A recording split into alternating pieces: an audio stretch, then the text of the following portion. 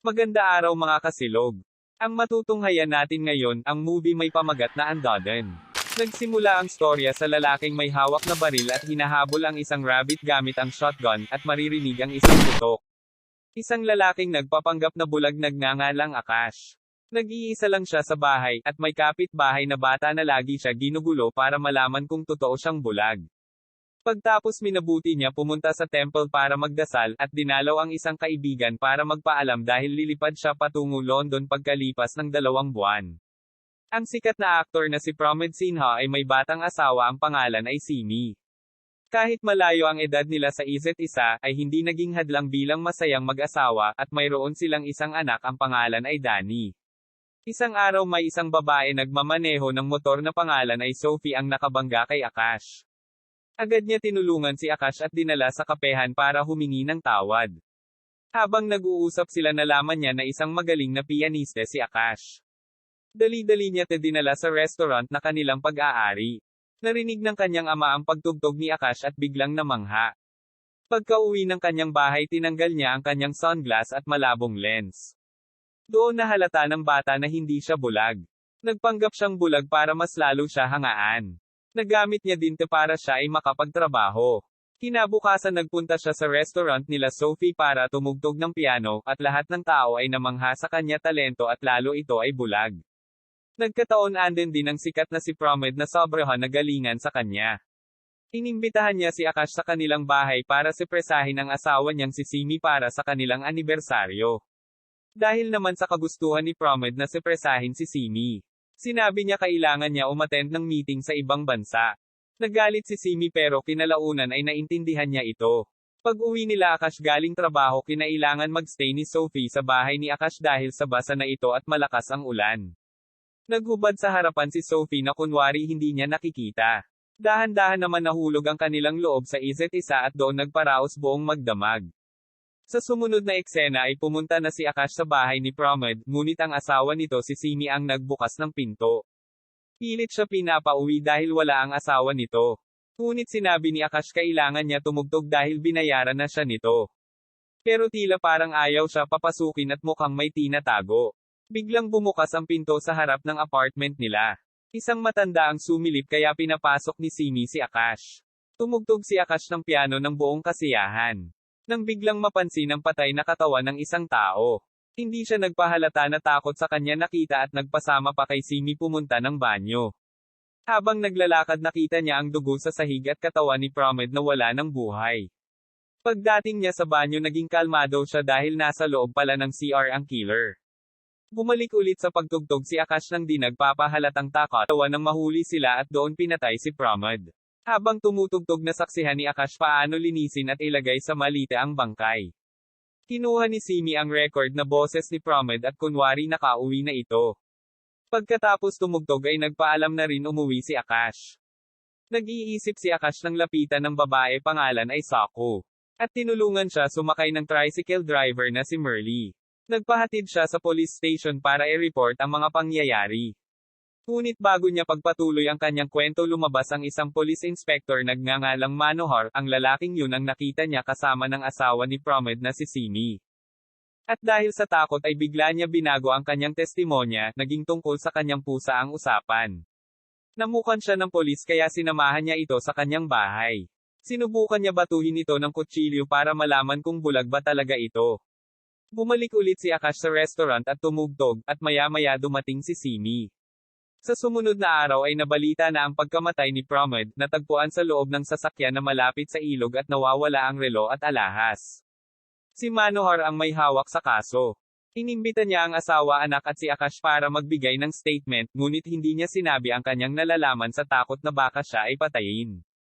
Habang nasa lamay ay dumating ang matandang kapitbahay na nasaksihan ang pagpasok ni Akash sa bahay ni Pramod. Nilapitan niya ang pulis at sinabi nagsisinungaling si Simi. Nabahala si Simi na baka ito ay tumistigo, habang walang tao ay hinulag niya ang kaawa-awa matanda sa balcony ng apartment at ito ay namatay. Nasaksihan ulit ni Akash ang isang krimen ngunit kailangan niya magpanggap na walang nakita. Nagmadali siya umuwi ng bahay at tinawagan si Sophie para ikwento ang kanyang nasaksihan, ngunit di niya alam ay kinukuhanan na pala siya ng video ng pasaway na bata. Bago makarating si Sophie ay nauna dumating si Simi at inalok ng pagkain na may pampatulog. Tinimplahan niya ito ng kape. Paglingon niya sinubukan siya gulatin gamit ang isang nakakatakot na maskara. Ngunit hindi siya nagpakita ng reaksyon, habang nagkape sila sinubukan lagyan ng laso ni Simi ang kape. Nakita ito ni Akash at kanyang tinapon. Naglabas ng baril si Simi at doon nabuking ang kanyang pagbabulag-bulagan. Nakiusap si Akash na hindi magsasalita at aalis na lang papuntang London. Pero bigla siya nahilo at nawala ng malay. Dumating si Sophie at ang pasaway na bata ay may pinakitang video na hindi siya totoong bulag. Galit niyang binuksan ang pintuan, ngunit nabigla siya nang nagbukas ng pinto ang nakahubad na si Simi. Nagpanggap sila na nag-sex habang si Akash ay wala pa din malay. Paglipas ng ilang oras ay nagising si Akash na may naramdaman kakaiba sa kanyang mata. Sinubukan niya itong buksan at doon nalaman na hindi na siya nakakakita. Binulag siya ni Simi para walang maniwala kung siya ay testigo. Sinubukan niya tawagan si Sophie para humingi ng tulong, ngunit galit ito at di siya pinaniwalaan. Nagtatalo si Simi at Manohar dahil imbes na patayin ay binulag lang si Akash. Hindi kayang pumatay ni Simi kaya si Manohar ang kanyang inutusan. Habang nasa bahay sikretong pumasok ang pulis para ibigti si Akash. Nanlaban siya at napalo niya sa ulo, at siya ay nakatakas. Ngunit dahil isa na siyang bulag nahirapan siya maglakad.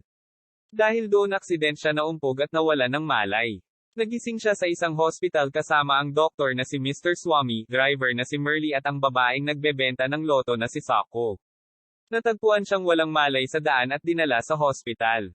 Humingi siya ng tulong maipatingin ang kanyang mata. Ngunit sa masamang palad, ay pinagpaplanuhan na nila ibenta ang organ ni Akash. Iniga nila si Akash sa hospital bed. Narinig niya ang pag-uusap tungkol sa operasyon niya at biglang nagpumiglas. Hinawakan nila si Akash at tinurukan ng pampatulog. Bago mawala ng malay ay nabanggit niya ang Lord Shiva tato na nasa braso ni Sako. Nabigla sila kung paano nalaman ni Akash ang tato ni Sako kaya itinigil nila ang masama nilang plano. Paggising ni Akash agad nila tinanong kung bulag ba talaga ito. Agad ito kinumpirma ni Akash at kinwento ang mga krimen nila Manohar at Simi na kanyang nasaksihan. Sinabi niya din sa grupo kung paano sila makakakuha ng malaking halaga kung e-blackmail nila ito. Dahil sa laki ng pera nasilaw ang tatlo at nagpasyang tulungan si Akash. Sa sumunod na eksena umuwi si Simi at nakitang tumutugtog si Akash kasama ang anak na si Danny. At siya ay natakot na mabunyag ang katotohanan. Agad niyang tinawagan si Manohar at pinapunta sa isang lugar. Isinakay ni Simi si Akash para dalhin kay Manohar, habang nagbabiyahe, humingi si Akash ng 10 million rupees para sa kanyang pananahimik para pambayad niya sa cornea transplant. Tumanggi magbigay ng pera si Simi, ngunit di niya alam na may iba pang plano si Akash. Hinarang ni Merly ang kanyang sasakyan sa kalsada, at pinatulog nila si Simi at saka dinukot. Tinawagan nila ang asawa ni Manohar na si Rasika at kinuwento ang lahat. Hiningan nila ito ng pera para di masira ang reputasyon ng asawa niya pulis. Kinuha ni Rasika ang baril ng pulis at pinutukan ito. Tumigil lang ito nang nakatanggap ng tawag. Natagpuan ang sasakyan ni Simi na inakala ng lahat na ito ay nagpakamatay. Si Manohar at kanyang asawa ay nag-isip kung paano malulutas ang problema. Sa kabilang banda si Simi ay ayaw makipag-cooperate kaya kinuhanan siya ng dugo at tinakot na ibebenta ang kanyang kidney sa malaking halaga. Nang araw din yung dumating si Manohar dala ang bag na may lamang pera bilang ransom.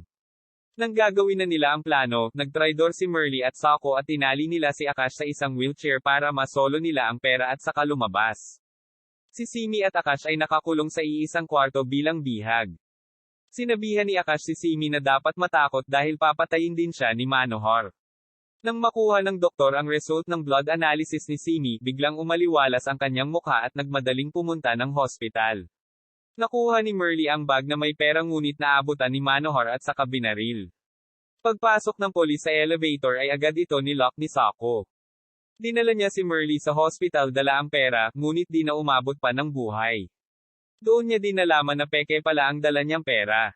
Si Simi ay nakagawa ng paraan para makatakas at agad niya sinugod si Akash para patayin. Ngunit dumating ang doktor at tinulungan si Akash. Pinagtulungan nila si Simi at tinurukan ng pampatulog. Nilagay nila sa likod ng kotse si Simi at nag-drive papunta ng Mumbai para kunin ang pera. Habang nagmamaneho pinaliwanag ng doktor na si Simi ay may rare na dugo at mahirap hanapin. May isang mayaman handang magbayad ng malaki kapalit ang atay ni Simi at kung mabebenta pa nila ang iba pa nitong organ ay aabutin ito sa 50 million. Lumipas ang 2 taon si Sophie ay namasyal ng Europe para makalimot. Ngunit nakita niya ang poster ni Akash kung saan siya tumutugtog. Nag-usap sila ni Sophie at kinuwento niya ang lahat ng nangyari. Bumaba ang doktor para turukan ng pampatulog ulit si Simi. Ngunit nakatakas at napatay niya pa ang doktor. Pinababa niya si Akash sa sasakyan habang nakatayo ay binalikan niya ito para sagasaan. Pero bago niya mabangga si Akash ay may isang malakas na putok na maririnig na makikita rin natin sa umpisa ng palabas. Biglang tumalon ang rabbit sa salamin ng sasakyan ni Simi at nawalan ng kontrol saka ito sumabog. Nang marinig ni Sophie ang kwento, pumasok sa isip niya na sana nakinig si Akash sa payo ng doktor na kunin niya ang mata ni Simi dahil sa daming buhay na winasak nito. Ngunit lumingon lang si Akash at naglakad palayo.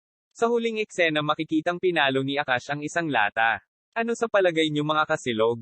Sa palagay niyo ba kinuha kaya ni Akash ang mata ni Simi?